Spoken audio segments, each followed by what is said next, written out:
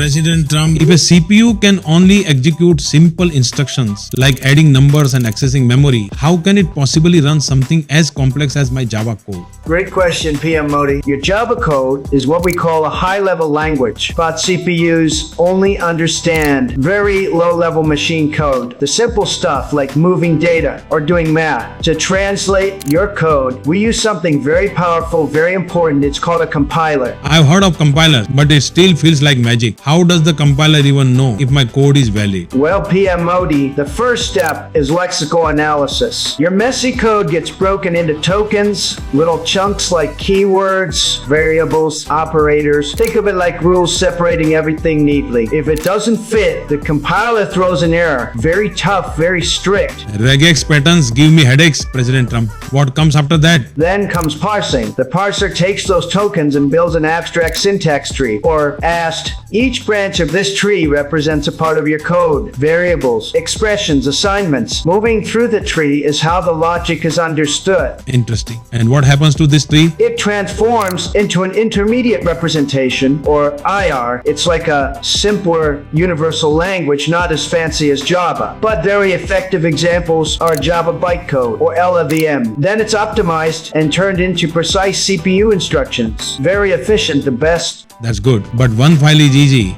How does the compiler handle many files, bringing them together? That's linking, PM Modi. In C or C++, linking happens at compile time. The linker ties everything together, functions, variables, addresses, and packages it into one beautiful executable. And Java, Mr. President? Java does it differently. Each file is compiled into bytecode. Then the Java virtual machine takes charge, dynamically loading classes at runtime only. What's needed is loaded smart, very smart. Thank you, President Trump. That makes things very clear. Of course, even though we leaders don't often dive into this technical detail, knowing it makes us better, smarter decision makers overall.